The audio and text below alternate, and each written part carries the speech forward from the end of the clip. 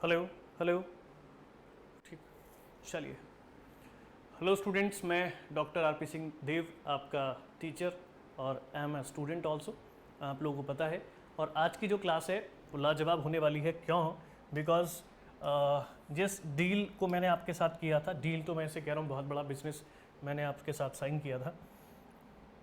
जिस बात को मैंने आपसे डिक्लेयर किया था कि मैं चैप्टर्स के ना स्टार्टिंग के कुछ वीडियोस जो हैं आप लोगों को प्रोवाइड कराऊंगा। जैसे चैप्टर 1 मैंने 11वीं क्लास का फर्स्ट चैप्टर और सेकंड चैप्टर, हाँ 2 चैप्टर हमने आपको दे दिए। एक एक वीडियो हमने उसके दी है, किसी एक और एक दो, हाँ एक एक दो वीडियो हमने दे दिया। अब हम प्लेलिस्ट के अकॉर्डिंग काम करेंगे। मीन्स अब हमारी जितनी भी वीडियोस होंगी वो एक चैप्टर पर पूरी डिटेलिंग होगी। 5-5, 6-6 जो है हम उसमें प्रोवाइड करा देंगे। और हर वीडियो में 1 घंटे से ज़्यादा की अपलोड नहीं करने वाला, क्योंकि 1 घंटा बहुत होता है एक वीडियो के साथ कंसंट्रेट करने में और एक अच्छा खासा कंटेंट दिमाग में रखने के लिए। तो आज ज़्यादा बातचीत ना करके मैं सीधे टॉपिक पर चलूँगा। चैप्टर हमारा बायोलॉजिकल क्लासिफिकेशन, जो फर्स्ट वीडियो आपके पास लॉन्च हो चुकी है तो उसको आप ज़रूर देखें। उसमें लिखा हुआ है कि लेक्चर 01, अब जो आपके पास अपलोड होगा वो लेक्चर 02 अपलोड होगा। तो लास्ट टाइम मैंने आपको क्लासिफिकेशन समझा दी थी, 2 किंगडम, 3 किंगडम, 4 किंगडम, 5 किंगडम और 6 किंगडम। अब जब ये आपने समझ लिया है तो सबसे पहले हमारे पास मोनेरा आता है। सबसे पहले हमारे पास क्या होगा? मोनेरा होगा। मोनेरा सबसे पहले क्या है आपके पास? मोनेरा है। सबसे पहले क्या है? मोनेरा है। स्टूडेंट्स ने कहा कि सर थोड़ा सा बड़ा लिखिए और बारीक लिखिए, तो मैं कोशिश कर रहा हूँ। एक वीडियो मैंने कोशिश करी, अब धीरे धीरे मैं कोशिश करूँगा तो मैं अपनी राइटिंग में थोड़ा इम्प्रूवमेंट कर पाऊँगा। जैसा आप लोग कहते रहेंगे वैसे वैसे इम्प्रूवमेंट होता रहेगा और जितना हो पाएगा उससे ज़्यादा करने की कोशिश करूँगा मैं। ठीक है। मोनेरा, देखिए मोनेरा हमें स्टार्ट करना है। तो मोनेरा हमारे पास RH वी टेकर, RH वही टेकर, RH वही टेकर के अकॉर्डिंग, RH वी टेकर के अकॉर्डिंग हमारे पास जो 5 किंगडम था, उस 5 किंगडम क्लासिफिकेशन में हमने सबसे पहले मोनेरा को देखा। किसको देखा? मोनेरा को। अब बहुत आराम से और तसल्ली से बैठ के मेरी बातों को समझिएगा। अगर मैं बात करूं किसकी? मोनेरा की। अगर मैं किसकी बात करूं? मोनेरा की। तो आपको ध्यान देना है कि मोनेरा में आप देखेंगे क्या? मोनेरा में आप देखेंगे बैक्टीरिया। क्या देखेंगे जी? मोनेरा में आप देखेंगे बैक्टीरिया। क्या देखेंगे? बैक्टीरिया। क्या देखेंगे? बैक्टीरिया। साथ साथ में याद कराता चलूंगा मैं। मोनेरा में आप बैक्टीरिया देखेंगे। कैसे? देखिए 2 से 3 चीज़ों को पहले समझ लीजिए। बैक्टीरिया मोनेरा में आएगा, तो मोनेरा में केवल बैक्टीरियाज नहीं आते, बैक्टीरिया के अलावा भी और भी हैं जो एनसीईआरटी के अकॉर्डिंग कहा गया है। तो मोनेरा जब आप पढ़ें तो उसके अंदर आपके पास bacteria, blue green algae,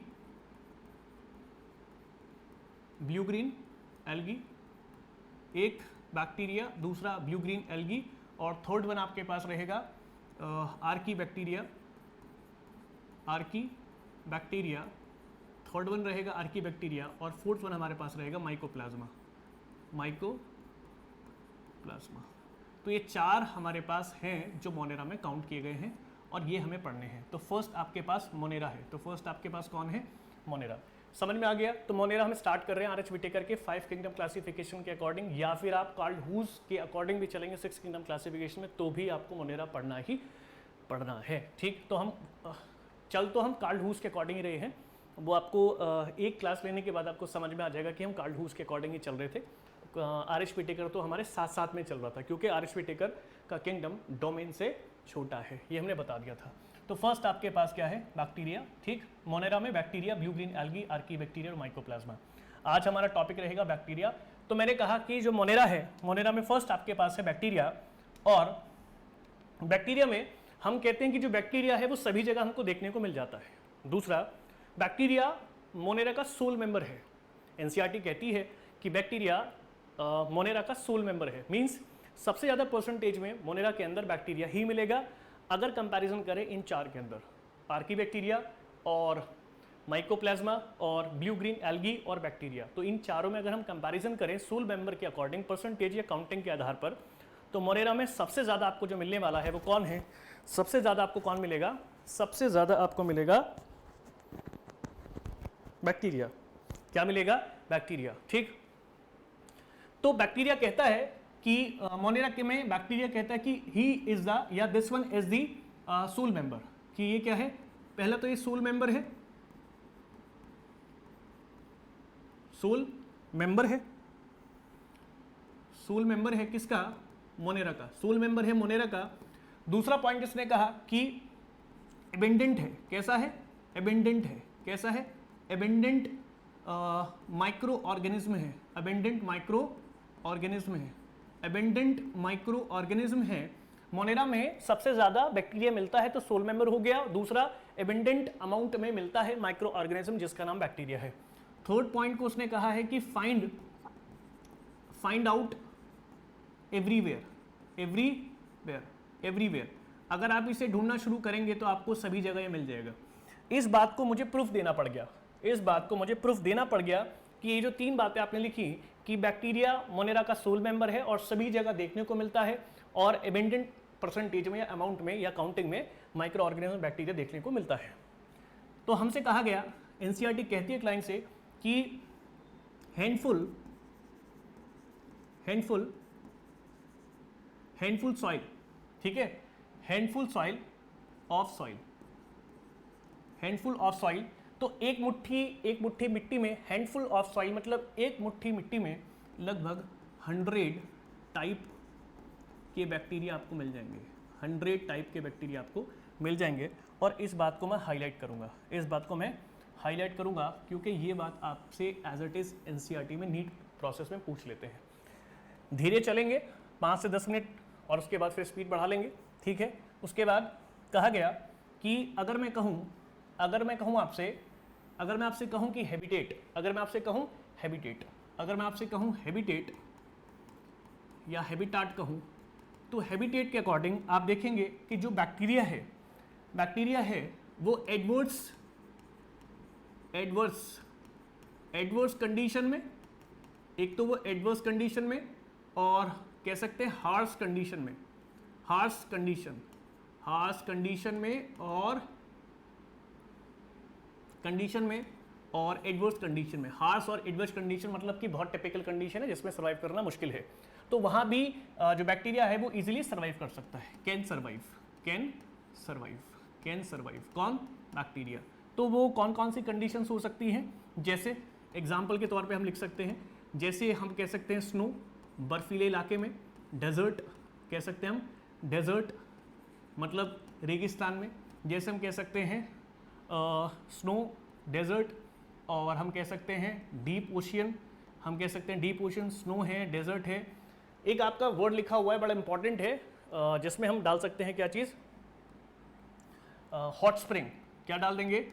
hot और स्प्रिंग, हॉट स्प्रिंग। देखिए पहले हॉट स्प्रिंग का ना मतलब समझ लीजिए, what is the actual meaning of hot spring. Hot spring का मतलब क्या है? हॉट स्प्रिंग का मतलब होगा कि water with the magma, water with the magma, तो मॉल्टन रॉक कंडीशन हो जाएगी। तो मैं क्या बोलूँगा? Water with magma, water with magma. तो वाटर विद मैग्मा का मतलब क्या होगा? मॉल्टन रॉक।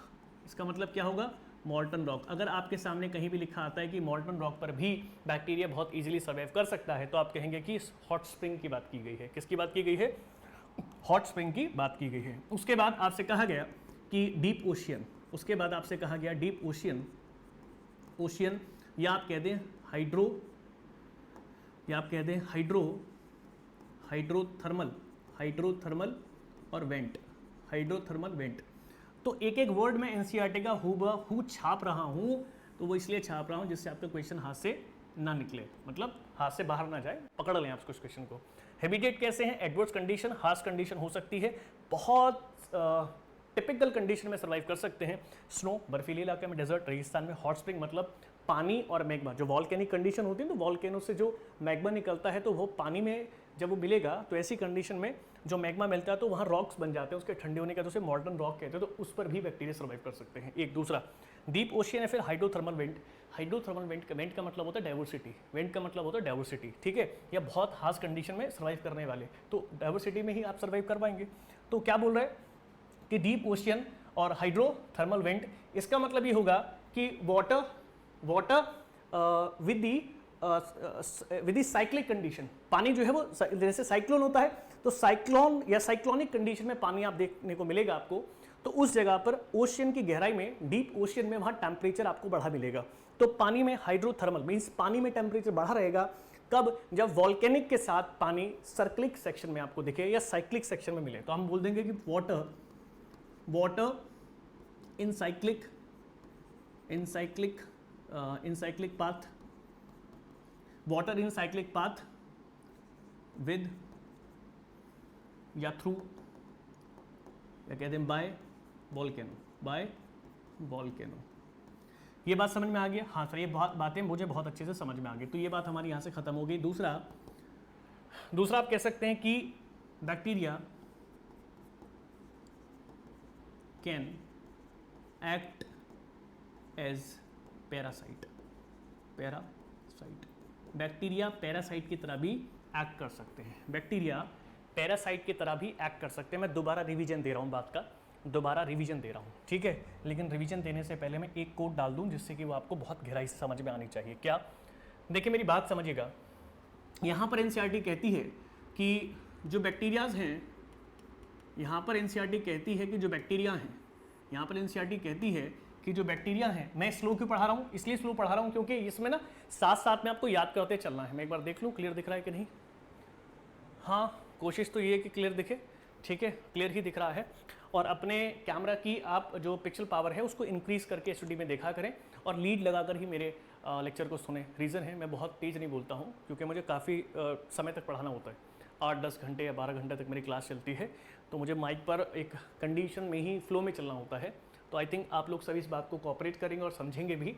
अगर मैं एक क्लास में सारा दम निकाल दूंगा तो बाकी के मेरे बच्चों के साथ मैं मतलब जस्टिफाई नहीं कर पाऊंगा, वो गलत बात हो जाएगी, ठीक है। आप जैसे मेरे लिए हैं, बाकी जितने 9 घंटे में जो इतने स्टूडेंट्स आएंगे वो सब भी मेरे लिए उतने ही वैल्यू रखते हैं।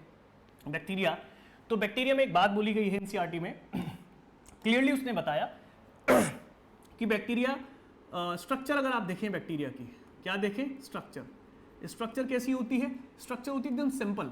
कैसी होती है? स्ट्रक्चर होगी बिल्कुल सिंपल, लेकिन इसका कंपोजिशन, ये बात को ध्यान दीजिएगा, कंपोजिशन इसका कॉम्प्लेक्स होता है, थोड़ा सा कॉम्प्लेक्स होगा। लेकिन इसके साथ साथ अगर मैं कहूँ कि इसका जो बिहेव है वो मोस्ट कॉम्प्लेक्स है। तो उसने कहा आप बार बार सिंपल और कॉम्प्लेक्स की बात कर रहे हैं, तो कोई एक कॉम्प्लेक्स या कॉम्प्लेक्सिटी बता तो दीजिए। तो मैंने कहा देखिए स्ट्रक्चर तो सिंपल है, लेकिन कंपोजिशन जो है उसका वो थोड़ा कॉम्प्लेक्स है, और बिहेव तो मोस्ट कॉम्प्लेक्स है। बिहेव क्या है? Most complex. ऐसे कैसे कह दिया? ये एक्चुअली मेरे जो बात बोली है वो डिपेंड करी है मेरे न्यूट्रिशन पर। किस पर बात डिपेंड करी है? न्यूट्रिशन पर। तो न्यूट्रिशन पर मैंने कहा कि न्यूट्रिशनल कैसे होंगे? डाइवर्सिटी होगी। इसके न्यूट्रिशन में क्या होगी? डाइवर्सिटी होगी। इसके न्यूट्रिशन में क्या होगी? डाइवर्सिटी होगी। ये मुझे कैसे पता चला? How I got this one information? ये मेरे पास इसका एक तरीका है। तरीका क्या मतलब? ऐसे ही किया जाता है। कैसे? कि ये 2 तरीके से अपने न्यूट्रिशन वैल्यू को पकड़ सकता है। एनसीईआरटी फिर एक वर्ड और बोलेगी, इसको बोलते हैं मोस्ट एक्सटेंसिव मेटाबॉलिक डाइवर्सिटी। हूबहू ये लाइन आपकी एनसीईआरटी में छपी हुई है और बहुत बार नीट में आ चुकी है। तो मैं इसको डाल दूं यहां पर, ये नीट में डाल दूं। ये क्वेश्चन बना हुआ है कि मोस्ट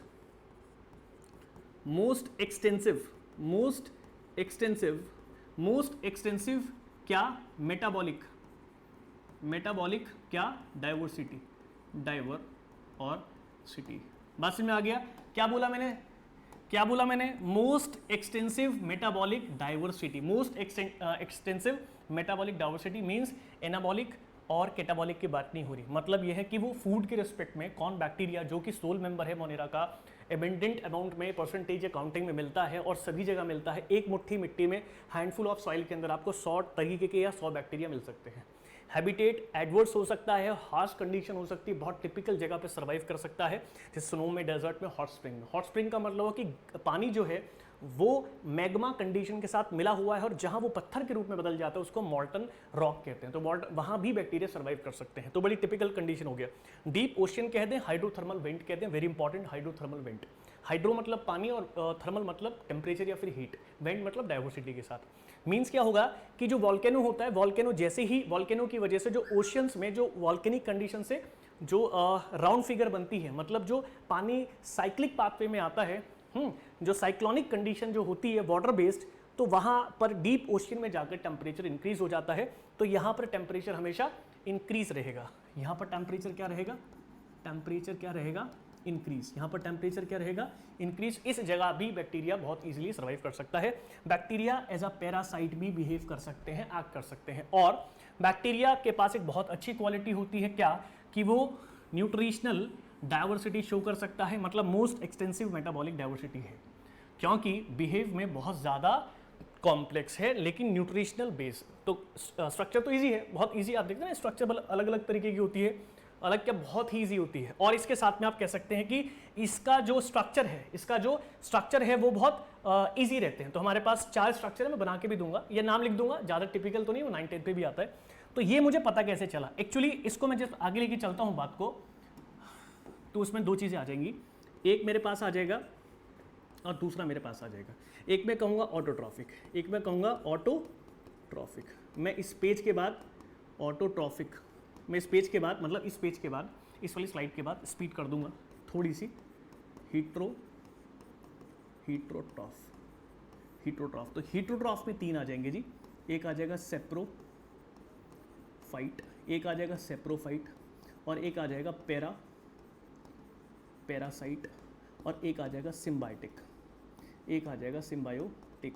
याद कीजिए RH विटेकर में जब मैं आपको न्यूट्रिशन, मोड ऑफ न्यूट्रिशन करा रहा था, तो मैंने ये लिखा था, आपको अगर याद होगा तो आपको याद आ जाएगा।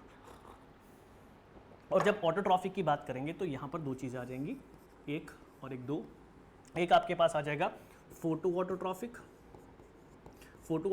और एक आ जाएगा कीमो ऑटोट्रॉफिक। जो फोटो ऑटोट्रॉफिक्स होते हैं, बेसिकली उनमें हमें लाइट एनर्जी चाहिए होती है, और जो हमारे पास कैसे होते हैं, कीमो होते हैं, उसमें हमारे पास केमिकल एनर्जी चाहिए होती है। उसमें हमें क्या चाहिए, केमिकल एनर्जी चाहिए होती है। यहाँ तक आपको कोई भी डाउट नहीं होना चाहिए, ये बहुत इंपॉर्टेंट सेक्टर आपने ब्रीफ में पढ़ा है, ठीक है। एक बार देख लो, एक बार आराम से देखो इसे।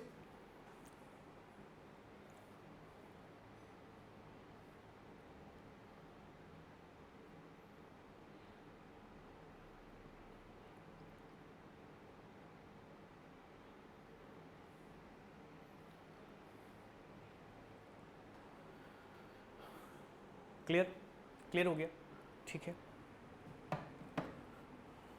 मुझे रहता है, मैं ये देखता रहता हूँ कि स्क्रीन पर प्रॉपर दिख रहा है कि नहीं, ठीक है। एक बार फिर रिवीजन दे दूं, बैक्टीरिया सोल मेंबर है, अबंडेंट अमाउंट पे मिलेगा और परसेंटेज काउंटिंग के आधार पर, और फुल्ली एवरीवेयर आप देख सकते हैं। और दूसरा फुल हैंडफुल ऑफ सॉइल, मतलब एक मुट्ठी मिट्टी में बहुत सारे टाइप के 100 टाइप ऑफ बैक्टीरिया मिल सकते हैं। मेरा के अंदर बैक्टीरिया, ब्लू ग्रीन एल्गी और आर्की बैक्टीरिया और माइकोप्लाज्मा मिलते हैं, जिसमें फर्स्ट हमारे पास बैक्टीरिया चल रहा है जो मैं बता रहा हूँ। एडवर्स हार्श कंडीशन में मिल सकता है, जैसे कि स्नो में, जैसे कि डेजर्ट में, जैसे कि हॉट स्प्रिंग मैंने बता दिया, डीप ओशन और हाइड्रोथर्मल वेंट में, और यहाँ टेम्परेचर इंक्रीज होता है, यहाँ भी सर्वाइव कर सकता है। इसी के साथ साथ bacteria act as a parasite, मतलब पैरासाइट की तरह भी दूसरे के न्यूट्रिशन पर बेस्ड होकर काम कर सकते हैं, और मैंने लिख भी दिया पैरासिटिकल। और स्ट्रक्चर कैसी होती है, सिंपल, कंपोजिशन कैसा होता है, कॉम्प्लेक्स, और बिहेव तो होता है मोस्ट कॉम्प्लेक्स। क्यों, न्यूट्रिशनल लेवल पर अगर आप देखेंगे तो पता चलेगा कि न्यूट्रिशनल डाइवर्सिटी होती है। नीट के लेवल पर एक क्वेश्चन बनता है जो कि एनसीईआरटी में एग्जैक्टली लाइन लिखी है कि मोस्ट एक्सटेंसिव मेटाबॉलिक डाइवर्सिटी या पाथवे, मतलब क्या है, फोटो ऑटोट्रॉफिक हो सकते हैं और हीटोट्रॉफ हो सकते हैं। हीटोट्रॉफ में इसके पास सेप्रोफाइट, पैरासाइट और सिम्बायोटिक है, और फोटोट्रॉफ में इसके पास, ऑटोट्रॉफ में इसके पास फोटोट्रॉफ और कीमोट्रॉफ है। तो फोटो में लाइट एनर्जी का जरूरत पड़ता है और कीमो के अंदर केमिकल एनर्जी का जरूरत पड़ता है। तो मैं यहाँ सबसे पहले लेके चलने वाला हूँ फोटोट्रॉफ। क्या लेके चलने वाला हूँ, फोटोट्रॉफ। यहाँ तक कोई डाउट नहीं है सर, ठीक है। चलिए, तो फर्स्ट हेडिंग आपके पास आ जाएगी फोटोट्रॉफ। ध्यान लगा के पढ़िएगा, आपको एक भी डाउट नहीं आने वाला, और एनसीईआरटी साथ में रीड कीजिएगा। अब मैं करने वाला हूं ऐसा, जैसे मुझे लगेगा मैंने एक स्लॉट करा दिया तो मैं आपको 5 मिनट ऑनलाइन, जैसे भी क्लास चल रही है, अभी तो ऑफलाइन है, तो जब ऑनलाइन क्लास चलेगी, हाइब्रिड वीक में क्लास चलाऊंगा, तो उस समय आपको 5-5 मिनट दूंगा, करीब 15-15, 20-20 मिनट के बाद, कि आप बीच में एनसीईआरटी जरूर रीड करेंगे। कॉन्फिडेंस बढ़ेगा जी, कॉन्फिडेंस बढ़ेगा, ठीक है। ऐसे कामचोर जो स्टूडेंट होते हैं उनको भी पढ़ना पड़ जाएगा, ठीक, ये अच्छी बात है। तो हमारे पास हेडिंग आ जाएगी क्या, photo photo photo autotroph, photo autotroph या traffic, photo autotrophic.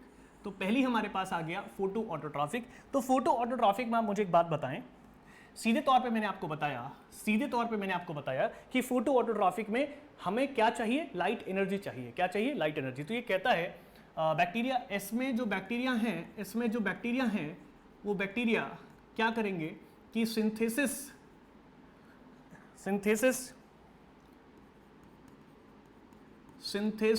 Of food, बड़े ध्यान से समझना है, synthesis of food in presence of light energy with the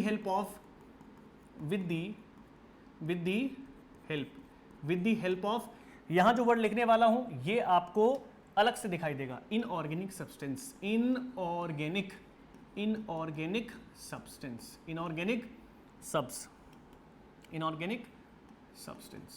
या तो सब्सटेंस कह दूं या कंपाउंड कह दूं, मेरी बात समझ में आ गया। इनऑर्गेनिक सब्सटेंस या आप कह दें इनऑर्गेनिक कंपाउंड। अब ये इनऑर्गेनिक सब्सटेंस या कंपाउंड क्या है, पहले बात को समझ लीजिए। फोटो ऑटोट्रॉफिक बैक्टीरियल कंडीशन वो होती है जिसमें food synthesis in presence of light energy और विद द हेल्प ऑफ क्या, इनऑर्गेनिक सब्सटेंस। ये ऐसे अपना खाना बना लेंगे। तो ये मैं कैसे बता सकता हूं, मैं बता सकता हूं, ठीक है। एक प्रोसेस समझिए, यहां ये बात समझ में आ गई, हाँ सर बहुत बढ़िया समझ में आ गई। इसी बात को आगे लेके चलें। देखिए एक मेरे पास है, जैसे मैं कहूं, मैंने कहा कि मेरे पास है CO2 और मेरे पास है H2S, और मेरे पास जो चीज़ बनी वो C6H12 और O6 बनी, और उसके बाद सल्फर निकला। फिर बता रहा हूं, क्लीन दिखना चाहिए ना, साफ दिखना चाहिए। मैंने कहा कि यहाँ बना C6 और H12 और O6 और फिर सल्फर आउटपुट में निकला। एक चीज़ देखिए यहाँ पर कि यहाँ क्या है CO2 और यहाँ क्या है H2S। तो यहाँ H2S जो है वो आपका इनऑर्गेनिक सब्सटेंस है। क्या है, इनऑर्गेनिक सब्सटेंस है, या कंपाउंड कह दो, सब्सटेंस कह दो या कंपाउंड कह दो। तो इनऑर्गेनिक सब्सटेंस या फिर कंपाउंड हो गया। इस इनऑर्गेनिक सब्सटेंस का मैं क्या करूंगा, यहां से कन्वर्ट होगा और कन्वर्ट होकर क्या बना लेगा, ये दोनों यहाँ कन्वर्ट होकर क्या बना लेंगे, ग्लूकोज, जो कि एनर्जी है। और आउटपुट में क्या देंगे आपको, आउटपुट में आपको देंगे सल्फर। ये क्या है, सल्फर। याद कीजिए बात कि जब सल्फर देगा, अब आप देखिए यहां पर पानी नहीं है, H2O नहीं है, यहां पर H2S है, और H2S एक इनऑर्गेनिक सब्सटेंस है। और बैक्टीरिया कह रहा है कि synthesis of food in presence of light energy with the help of the inorganic substance. तो इनऑर्गेनिक सब्सटेंस तो मिल गया, और दे क्या रहा है, CO2 और H2S दोनों मिलकर क्या दे रहे हैं, ग्लूकोज, और ग्लूकोज के बाद आउटपुट क्या दे रहे हैं, सल्फर। मतलब यहां पर दो वेराइटी आपके सामने तुरंत निकल कर आ जानी चाहिए, सल्फर बेस्ड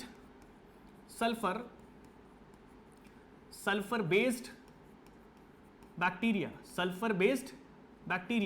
तो सल्फर बेस्ड बैक्टीरिया कौन से हो सकते हैं, दो तरीके के होते हैं। कौन से, मैं सीधे लिखूंगा सल्फर बैक्टीरिया। तो मैंने यहां पर लिखा सल्फर, सल्फर बैक्टीरिया, मैंने यहां लिखा सर सल्फर बैक्टीरिया, और यहां भी मैंने लिखा सल्फर बैक्टीरिया। दोनों साइड मैंने क्या लिखा, सल्फर बैक्टीरिया। लेकिन एक जगह लिखा मैंने ग्रीन सल्फर बैक्टीरिया और एक पर्पल सल्फर बैक्टीरिया। तो मैंने एक जगह लिखा ग्रीन और एक जगह लिखा पर्पल, एक जगह लिखा मैंने ग्रीन और एक जगह लिखा मैंने पर्पल। तो आपको बहुत बढ़िया बात मेरी समझ में आ गई होगी कि sulphur bacteria completely inorganic substance के टूटने के बाद ग्लूकोज देते हैं, और सल्फर मतलब इनऑर्गेनिक सब्सटेंस में इनऑर्गेनिक आपका एलिमेंट पास आउट करते हैं। उसी पर बेस्ड हमारे सल्फर बेस्ड बैक्टीरिया बनते हैं, जो green sulphur bacteria, purple sulphur bacteria, दो कैटेगरी हमारी बैक्टीरिया की आती है। ये बात यहाँ समझ में आ गई होगी। इसके बाद एक और बड़ी इंपॉर्टेंट बात समझेंगे कि ये जो प्रोसेस हुआ है, क्योंकि यहाँ ऑक्सीजन एब्सेंट है, क्योंकि यहाँ ऑक्सीजन क्या है, यहाँ ऑक्सीजन क्या है, O2 एब्सेंट, O2 क्या है, एब्सेंट है। इसलिए इस मेथड को कहा जाएगा anoxygenic photosynthesis. Anoxygenic photosynthesis. ध्यान देने वाली बात है कि ये क्या है, एन ऑक्सीजनिक फोटोसिंथेसिस। मतलब क्या हुआ, ये कब हुई, फर्स्ट टाइम। कब हुई, फर्स्ट टाइम। तो फर्स्ट टाइम जो कैसा, first time anoxygenic photosynthesis जो हुई, एन ऑक्सीजनिक जो फोटोसिंथेसिस हुई या नॉन ऑक्सीजनिक जो फोटोसिंथेसिस हुई, वो फर्स्ट टाइम किस में हुई, तो आप कहेंगे बैक्टीरिया में। किस में हुई, इन बैक्टीरिया, इन बैक्टीरिया, इन बैक्टीरिया, इन बैक्टीरिया। अब कौन से बैक्टीरिया में, एक मेरे पास ग्रीन सल्फर बैक्टीरिया और दूसरा कौन सा, पर्पल सल्फर बैक्टीरिया। क्वेश्चन समझ में आया क्या, नीट में पूछा गया है, ठीक। दूसरी बात, ये बात आपको बढ़िया समझ में आ गई होगी। दूसरा भी समझिए, अगर मैं आपसे कह दूं CO2 और फिर आपके पास यहाँ पर इस बार आ गया पानी, क्या आ गया, पानी, और पानी के बाद यहाँ आपके पास C6H12 और O6 और यहाँ आपको मिला क्या, O2। यहाँ तो O2 मिल गया, यहाँ तो O2 मिल गया, ये तो मज़े आ गए आपके। लेकिन समझ में आ रही है बात, यहाँ पर क्या मिल गया आपको, O2। तो यहाँ पर H2O का क्या किया गया, ऑक्सीडेशन। क्या किया गया, ऑक्सीडेशन। या आप कह दें या सीधे कह दें कि ये कैसी रिएक्शन है, ये हमारी ऑक्सीजेनिक फोटोसिंथेसिस है। ये कैसी है, ऑक्सीजेनिक। ये कैसी है, ऑक्सीजेनिक फोटोसिंथेसिस। ये हमारी ऑक्सीजेनिक फोटोसिंथेसिस है। कैसी है जी, ऑक्सीजेनिक फोटोसिंथेसिस है। और जो फर्स्ट टाइम ऑक्सीजेनिक फोटोसिंथेसिस हुई थी वो इन बैक्टीरिया में थी, इन बैक्टीरिया। लेकिन ये बैक्टीरिया कौन से थे, ये दो कंडीशंस लिया गया है। पहला, बैक्टीरिया में लिखेंगे आप BGA। क्या लिखेंगे, BGA means blue green algae, blue green algae. और ब्लू ग्रीन एल्गी को हम बोलते हैं साइनोबैक्टीरिया। क्या बोलते हैं, साइनोबैक्टीरिया। तो ये आपको क्वेश्चन नहीं भूलना है, इसका रीज़न आपको पता चल गया होगा। फिर मेरी बात समझ लीजिए, मैंने कहा जो फोटो ऑटोट्रॉफ होते हैं वो ऐसे बैक्टीरिया होते हैं जो कि अपने फूड को बनाते हैं, लेकिन लाइट की प्रेजेंस में, लेकिन इनऑर्गेनिक सब्सटेंस होने चाहिए। और इनऑर्गेनिक सब्सटेंस में H2S आपका लोहा हो सकता है, आयरन बैक्टीरिया हो सकते हैं जिसे फेरस बैक्टीरिया कहते हैं, या फिर नाइट्रीफाइंग बैक्टीरिया हो सकते हैं, ठीक है। नाइट्रीफाइंग बैक्टीरिया मतलब नाइट्रिफिकेशन करने वाले, जो कि अमोनिया से नाइट्रेट बना लेते हैं, अमोनिया से नाइट्राइट और उसके बाद नाइट्रेट बना लेंगे, मीन्स NH3 से NO2 नेगेटिव और NO3 negative, then chemical energy का प्रोसेस करेंगे। यहाँ तक बात समझ में आई, हाँ सर समझ में आ गई। अगर मुझसे कहा गया इनऑर्गेनिक सब्सटेंस का यूज़ करते हुए CO2 से CO2 और H2S का यूज़ करते हुए ग्लूकोज बना, सल्फर बाहर निकला, तो सल्फर बेस्ड हो गया बैक्टीरिया। तो हमारे पास कैसा हो गया, सल्फर बैक्टीरिया, एक बार ग्रीन कलर एक बार पर्पल कलर, तो हमारे पास green sulphur bacteria, purple sulphur bacteria. तो आपसे कहा गया कि जो फर्स्ट इनऑक्सीजनिक फोटोसिंथेसिस हुआ जिसमें O2 एब्सेंट थी, फर्स्ट टाइम हुआ, उसमें बैक्टीरिया कौन थे, तो green sulphur bacteria, purple sulphur bacteria उसका रीजन था। दूसरी बात, CO2 के साथ H2O दिया, H2O मतलब कि ऑक्सीजन प्रेजेंट है, तो ऑक्सीजनिक फोटोसिंथेसिस फर्स्ट टाइम हुआ किसमें, बैक्टीरिया में। तो ग्लूकोज O2, तो आउटपुट में तो O2 आ गया क्योंकि आपका ऑक्सीजनिक फोटोसिंथेसिस है। तो BG यहाँ पर लिया गया जो कि बैक्टीरिया में ही है, तो उसे बोलते हैं साइनोबैक्टीरिया, या दूसरा आप ले सकते हैं प्लांट, इन प्लांट ऑल्सो। तो ये बात प्लांट पर भी लागू होती है। बहुत बढ़िया समझ में आ गया। दूसरी बात, मैंने कहा कि छोटी सी बात लिखकर मैं यहाँ खत्म कर दूँ तो आपको समझ में आ जाएगा। ये कोई पढ़ाने की बात नहीं, ये तो आप 9-10 पे पढ़ के आए हैं, ठीक है। छोटी सी बात है, बहुत छोटी सी बात है। मैंने कहा टाइप शेप ऑफ बैक्टीरिया। मेरी इंग्लिश भी बहुत अजीब तरीके है, जैसे मैं फीलिंग से पढ़ाता हूँ तो फीलिंग मेरी ग्रामर में उतर जाती है। टाइप शेप ऑफ बैक्टीरिया, ठीक। तो कैसे हैं, 4 टाइप। कैसा टाइप है, 4 टाइप। 4 में कैसा हो जाएगा जी, एक हो जाएगा बैसिलस, एक हो जाएगा बैसिलस, और ये कैसा है, मोस्ट है, मतलब सबसे ज़्यादा यूज़ किए जाने वाला, या सबसे ज़्यादा प्रेजेंट में। बैसिलस आपका विब्रियो, ठीक है, जैसे विब्रियो कोलेरा और विब्रियो कोलेरा, ठीक है। विब्रियो कोलेरा डिजीज़ करता है ह्यूमन को, आप पढ़ाएंगे इसको भी आपको। और आपका हो सकता है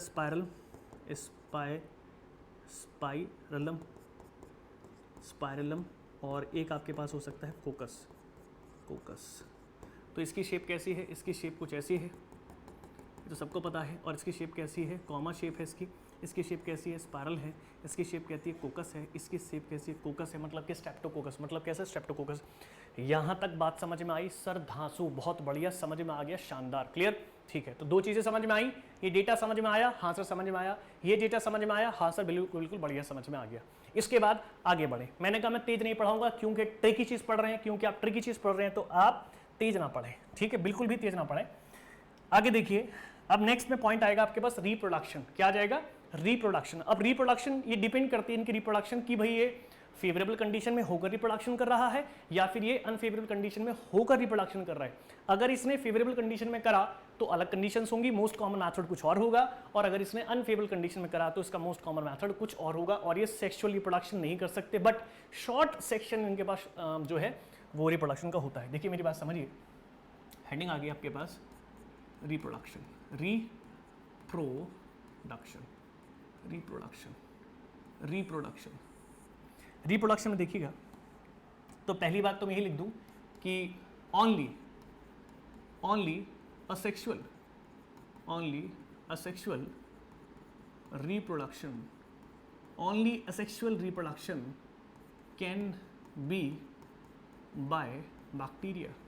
बैक्टीरिया के थ्रू केवल क्या हो सकता है? ओनली असेक्सुअल रिप्रोडक्शन ही पॉसिबल है। लेकिन इसके दो टाइप हैं, सर दो टाइप हैं इसके? हाँ बिल्कुल, इसके दो टाइप हैं। एक टाइप क्या है? एक होता है इन फेवरेबल कंडीशन। कैसी? फेवरेबल कंडीशन, इन फेवरेबल कंडीशन एक, और एक होता है इन अनफेवरेबल कंडीशन, इन अनफेवरेबल कंडीशन। एक फेवरेबल कंडीशन का है और एक अनफेवरेबल कंडीशन का है। पहले आप एक बात समझ लें कि जो अनफेवरेबल कंडीशन में है उसका मोस्ट कॉमन मेथड क्या है? उसका मोस्ट कॉमन जो मेथड है, उसका जो मोस्ट कॉमन मेथड है वो क्या है? तो आप कहेंगे स्पोर फॉर्मेशन। आप कहेंगे स्पोर और फॉर्मेशन। स्पोर फॉर्मेशन में भी टाइप दिया है एनसीईआरटी में, बस एक वर्ड दिया है, इसके अलावा एनसीईआरटी ने वो बात एक्सप्लेन नहीं करी है। तो इसमें दिया है एग्जाम्पल के रूप में एंडोस्पोर। क्या दिया है? एंडो और स्पोर। क्या दिया है जी? एंडोस्पोर। तो बस आपको एंडोस्पोर पर ही फोकस करना है।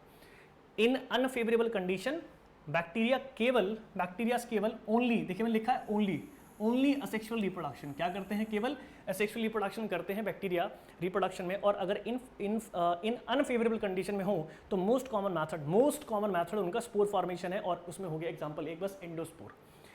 अगर मैं बात करूं फेवरेबल कंडीशन की तो मोस्ट कॉमन जो आपका मेथड इसमें दिखाई देगा उसे आप बोलते हैं बाइनरी फ्यूजन। क्या बोलते हैं? बाइनरी फ्यूजन, मतलब टूटना, बाइनरी फ्यूजन। ठीक है, ये आप बहुत ही शानदार बात पढ़ रहे हैं क्योंकि यहाँ से क्वेश्चन बनता है एनसीईआरटी से। क्या बनेगा मैं दिखाऊंगा अभी। मैंने क्या बोला? क्या बनेगा आपका? Binary fusion. तो बाइनरी फ्यूजन में आप देखेंगे इसमें क्या होता है? अमाइटोसिस तो इसमें प्रेजेंट है, अमाइटोसिस तो इसमें प्रेजेंट है, बट इसमें माइटोसिस प्रेजेंट नहीं होता। इसमें माइटोसिस कॉमा और मियोसिस, इसमें माइटोसिस और मियोसिस ये दोनों ही क्या रहेंगे? एब्सेंट रहेंगे। ये क्या रहेंगे? एब्सेंट रहेंगे। इसके साथ साथ इसमें आप देखेंगे कि इसमें फेजेस जैसे G1 फेज, G2 फेज और S फेज, ये फेज क्या रहेंगे? ये भी एब्सेंट ही रहेगा।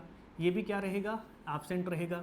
उसके साथ साथ इसमें आप प्रोफेज, मेटाफेज, एनाफेज, टीलोफेज और इंटरफेज, ये भी क्या रहेंगे?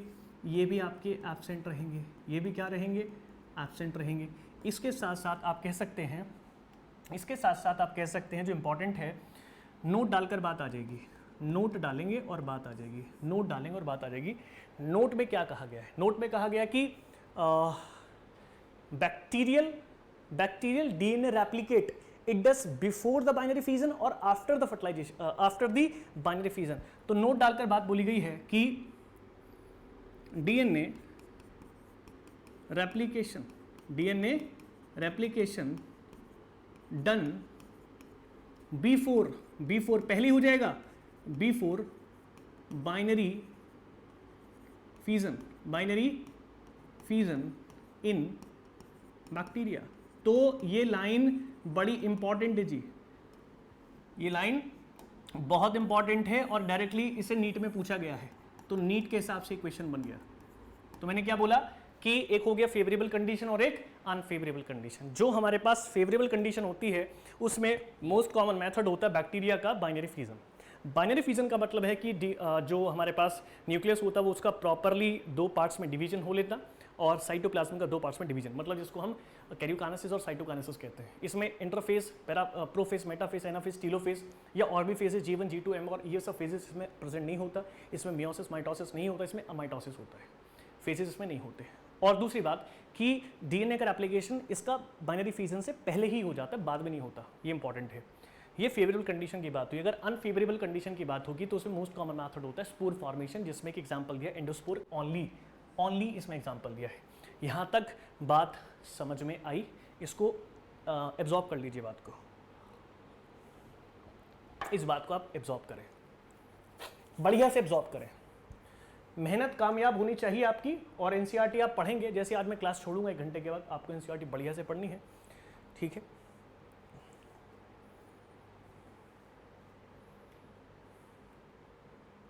ठीक, यहां तक आपने देखा कि रिप्रोडक्शन केवल असेक्सुअल हो सकता है, लेकिन एक टर्म में लिखा हुआ एनसीईआरटी में कि शॉर्ट यूज ऑफ या short sexual reproduction used in bacteria या इन बैक्टीरियल सेल।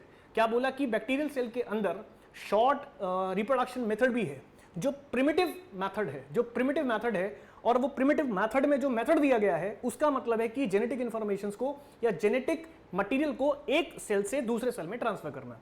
तो ये प्रिमिटिव मेथड से, तो bye the help of the primitive method which is a short sexual reproduction method. मेरी बात समझिएगा, अगर हमसे बात की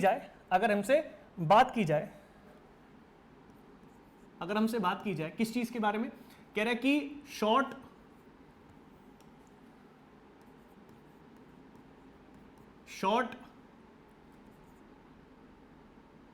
सेक्सुअल रिप्रोडक्शन मेथड, ये क्या है सर ये क्या लिख दिया आपने सर? ये शॉर्ट सेक्सुअल रिप्रोडक्शन मेथड का मतलब होगा which is used by the bacteria, जो कि बैक्टीरिया के थ्रू यूज किया गया है। Used by bacteria. Actually bacteria जो है वो सेक्सुअल रिप्रोडक्शन नहीं करता, लेकिन उसके पास एक मेथड है जो सेक्सुअल रिप्रोडक्शन की तरह काम होता है, क्योंकि सेक्सुअल में जेनेटिक मटेरियल्स पास होते हैं। जैसे अगर मैं आपसे कह दूं 2 चीज़ें, जैसे आप एनसीईआरटी के में 2 चीज़ें लिखी हैं। एक लिखा है आपका माइटोसिस, और माइटोसिस का मतलब होता है सेम जेनेटिकल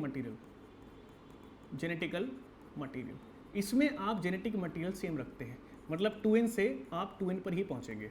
लेकिन अगर आपसे कहा गया मियोसिस, तो मियोसिस में जो जेनेटिकल मटेरियल होगा वो हाफ हो जाएगा। जेनेटिक मटेरियल क्या हो जाएगा? हाफ हो जाएगा। मतलब नंबर ऑफ क्रोमोसोम भी क्या हो जाते हैं? हाफ हो जाते हैं। क्या हो जाते हैं जी? हाफ हो जाएंगे। मतलब क्या होगा? किसी एक इंडिविजुअल सेल के, जिसको हम गैमेट कहते हैं, तो उसके नंबर ऑफ क्रोमोसोम हाफ हो जाते हैं, फीमेल वाले से मिलकर फिर वो फुल हो जाते हैं, तो वो 2n बन जाता है। इसको हम स्पोरोफिटिकल कंडीशन कहते हैं। तो यहाँ स्पोरोफिट से स्पोरोफिट बनेगा, गेमेटोफिट से गेमेटोफिट बनेगा, किसमें? माइटोसिस में। लेकिन मियोसिस में हमेशा स्पोरोफिट से गेमेटोफिट बनता है, मतलब 2n से n बनेगा, मतलब कि डिप्लॉइड से हैप्लॉइड बनेगा, मतलब लाइफ साइकिल डिप्लॉन्टिकल से हैप्लॉन्टिकल हो जाएगी। ये बात आपको समझ में आ गई? हाँ सर, ये समझ में आ गई। इस वाले सेक्शन के लिए एनसीईआरटी ने एक वर्ड लिखा, पैराडॉक्स। क्या लिखा है? पैराडॉक्स। पैराडॉक्स का मतलब नियम में रहकर भी नियम के साथ खिलवाड़ करना, या नियम को पूरी तरीके से ना मानना। नियम में रहकर भी नियम को पूरी तरीके से न मानना, ये जो है एनसीईआरटी इस बात को लिखती है, एनसीईआरटी इसको लिखती है। तो ये आपको ये पढ़ने को मिलेगा जी आपको, ठीक है। लेकिन पढ़ने को मतलब उसमें एक बहुत छोटा सा पॉइंट दिया हुआ है, तो वो तो आप रीड करेंगे तो पता चल जाएगा। फिर भी मैंने एक मटेरियल बना के छोड़ दिया। तो used by the bacteria which is primitive method, ये बहुत प्रिमिटिव मेथड है। एक प्रिमिटिव मेथड यूज किया गया बैक्टीरिया के थ्रू, और इसमें होता क्या है? इसमें क्या होगा कि genetic material transfer, genetic for genetical material transfer. इसमें हम जेनेटिक मटेरियल ट्रांसफर कर देंगे एक बैक्टीरियल सेल से किसी दूसरी बैक्टीरियल सेल पर। यह बात समझ में आ गई होगी, ये बात आपको समझ में आ गई होगी, ठीक है। एक बैक्टीरियल सेल से दूसरे बैक्टीरियल सेल में आप ट्रांसफर कर देंगे। तो इसके कुछ मेथड्स हैं, हाँ, एक एक्चुअल में है क्या, 3 टाइप हैं ये मेथड्स। कितने टाइप हैं? 3 टाइप के मेथड हैं, 3 टाइप के ये मेथड्स होते हैं। 3 टाइप के मेथड्स सर ये कौन कौन से हैं, नाम देख लेंगे। एक का नाम होता है कंजुगेशन, इंग्लिश नहीं पढ़ा रहे हैं, कंजुगेशन। और एक होता है ट्रांसफॉर्मेशन, एक का नाम होता है ट्रांसफॉर्मेशन, और एक का नाम होता है ट्रांसडक्शन। ये तीनों मेथड में से 2 मेथड आपको 12th में पढ़ने के लिए मिल जाएगा, है ना। 12th में जो ग्रिफिथ वगैरह का जो एक्सपेरिमेंट दिया है वहाँ है ब्लेंडिंग एक्सपेरिमेंट, जिसमें हम, और आइसोलेशन वाले भी हैं, जिसमें आइसोटॉप्स वाले जो प्रोसेस हैं उसमें जो 12th वाले जो स्टूडेंट होंगे उसको मेरी बात डायरेक्ट समझ में आ रही होगी उन लोगों को, लेकिन अब जिसके लिए नया है वो इस बात को बस थोड़ा थोड़ा समझ लें, ठीक। तो मैं इन तीनों मैथड्स को बता देता हूँ तो आपको समझ में आ जाएगा। देखिए, अगर मैं कहूँ कॉन्जुगेशन, तो फर्स्ट मेथड आपके पास आ गया कॉन्जुगेशन। तो कॉन्जुगेशन मेथड क्या कहता है? कॉन्जुगेशन मेथड का मतलब ये है कि मान लीजिए आपके पास एक सेल है, और ये बैक्टीरियल सेल है। मान लीजिए एक और सेल है, वो भी बैक्टीरियल सेल है, तो 2 हमारे पास बैक्टीरियल सेल हो जाती है। 2 हमारे पास क्या है? Bacterial cell. तो इसे मैंने कहा B1 बैक्टीरियल सेल और इसे मैंने कहा B2 बैक्टीरियल सेल। ये दोनों बैक्टीरियल सेल एक दूसरे से कॉन्टैक्ट करने के लिए यहाँ पर एक पाइप बना लेंगी, ट्यूब स्ट्रक्चर बनाती है। क्या बनाती है? Tube like structure. क्या बना लेंगी? This is the tube like structure, इस ट्यूब लाइक स्ट्रक्चर का नाम क्या है? इसे बोलते हैं हम, इसे क्या बोलते हैं? प्लाज्मोडेस्माटा। छोड़ दीजिए, नाम मत लिखिए, बस आपको एक चीज़ याद रखनी है कि इसका जो जेनेटिक मटेरियल होगा, यहाँ से यहाँ ट्रांसफर हो जाएगा, ठीक है। इसे प्लाज्मोडेस्माटा लिखना चाहें तो लिख लेंगे, प्लाज्मोडेस्माटा। क्या बोलते हैं? प्लाज्मोडेस्माटा मतलब एक ट्यूब होती है, उस ट्यूब को प्लाज्मोडेस्माटा ट्यूब बोलते हैं। और इस ट्यूब से होता क्या है कि जेनेटिक मटेरियल ट्रांसफर हो जाएगा। तो क्या हो जाएगा? Genetic material transfer. Easy, conjugation समझ में आ गया, बड़ा आसान है। एक बैक्टीरियल सेल से दूसरी बैक्टीरियल सेल में हमें जेनेटिक मटेरियल ट्रांसफर करना है, तो बीच में कनेक्शन ट्यूब लाइक स्ट्रक्चर बना लेंगे दोनों, क्योंकि जेनेटिक मटेरियल पास करना है। तो ये सेक्सुअल मेथड, इनको ये कहा जाता है। तो प्रिमिटिव मेथड यूज किया गया है, short type sexual reproduction which is happening specially into the bacteria and using the 3 section. First is a conjugation, second is a transformation, third one is a transduction. Second को आप देख लेंगे, second क्या कहता है? सेकंड क्या है? Second one है आपके पास ट्रांसफॉर्मेशन। सेकंड आपके पास है ट्रांसफॉर्मेशन।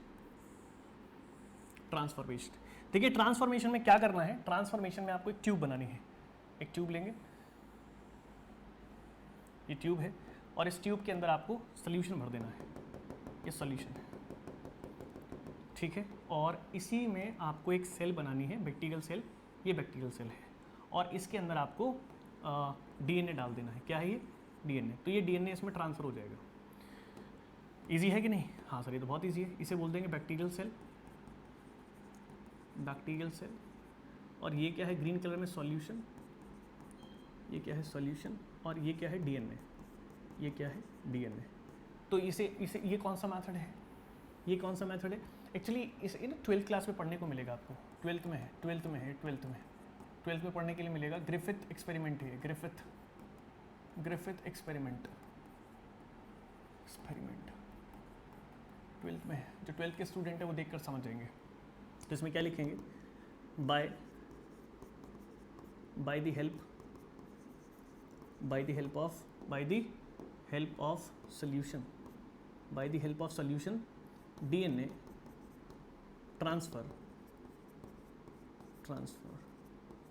ट्रांसफर्ड इनटू बैक्टीरियल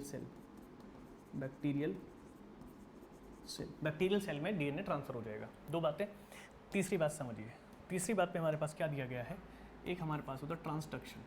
ये आसान है, ट्रांसडक्शन ये बहुत आसान है। ट्रांसडक्शन में क्या होगा? ये आपके पास एक बैक्टीरियल सेल है, हाँ सर। ये एक बैक्टीरियल सेल है, हाँ सर, कोई दिक्कत नहीं है। और यहाँ पे यूज़ करेंगे वायरस। क्या यूज़ करेंगे? वायरस। यहाँ यूज़ करेंगे एक वायरस। क्या यूज़ करेंगे, वायरस। इसका जेनेटिक मटेरियल, तो ये हो गया आपकी एक बैक्टीरियल सेल, ये हो गया दूसरी बैक्टीरियल सेल। तो ये अपना जेनेटिक मटेरियल इसके साथ कोरिलेट कर और यहाँ पहुँचा देगा, ठीक है। तो with the presence of the virus the bacteria is using the method which is called the primitive method. जो एक प्रिमिटिव मेथड है जो वायरस का यूज़ करके बैक्टीरियल सेल एक जगह से दूसरी जगह अपना जेनेटिक मटेरियल ट्रांसफ़र करती है। तो क्या बोलूँगा मैं, by the help of virus, bacterial cell is transferring own genetic material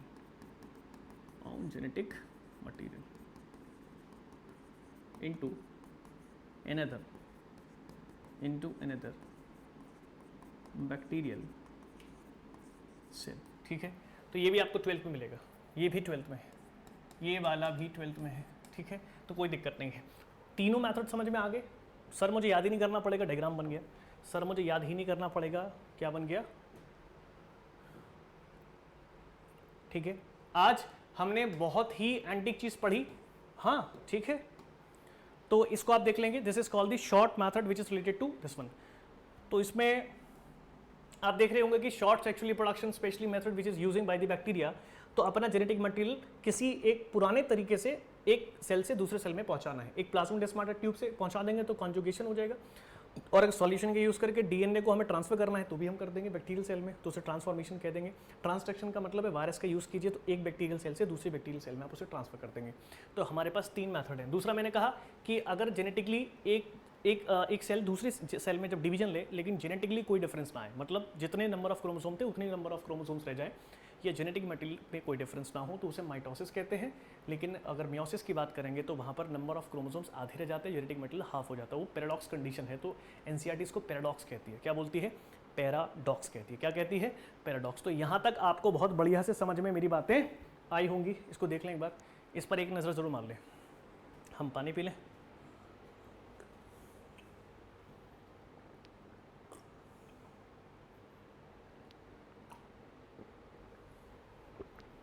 भाई जो स्टूडेंट, जितने भी स्टूडेंट्स मेरी वीडियो को देख रहे हैं और एनसीईआरटी साथ साथ में पढ़ रहे हैं, तो मैं उनके मैसेज मैंने देखे, मुझे बड़ा अच्छा लगा। उन लोगों के मैसेज बहुत सुंदर सुंदर मैसेज थे।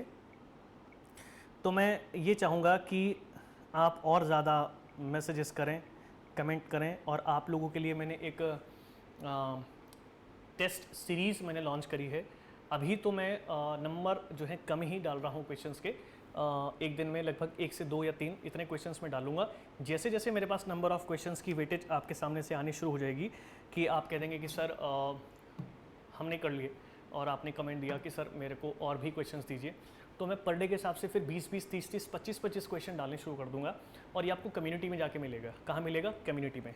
तो इस बात को याद रखिएगा, कम्युनिटी में आपको नीट लेवल के क्वेश्चन पर डे 1, 2, 3, 4, 5 अभी मिलता रहेगा। 3 तक अभी मैं बना रहा हूँ, क्योंकि जो टीम है वो धीरे धीरे काम कर रही है। जैसे जैसे फीडबैक आप लोगों का और तेज आता रहेगा, वैसे वैसे आप लोगों के पास क्वेश्चंस की भरमार होती चली जाएगी। तो मैंने कहा था जैसे जैसे मैं डेप्थ बढ़ाता जाऊंगा, वैसे वैसे साइट से आप लोगों को तैयार भी करता जाऊंगा। तो याद रखिएगा, मेरी साइट से आपके 330 मार्क्स जो हैं, 330 मार्क्स जो हैं वो गिफ्ट के तौर पर है। लेकिन तभी जब आप मेरे साथ 2 से 3 काम करेंगे, मेरे कंटेंट को बहुत बढ़िया तरीके से पढ़ते रहें, एनसीईआरटी को रीड करते रहें और गो थ्रू करते रहें, आपस में डिफरेंस क्रिएट करते रहें।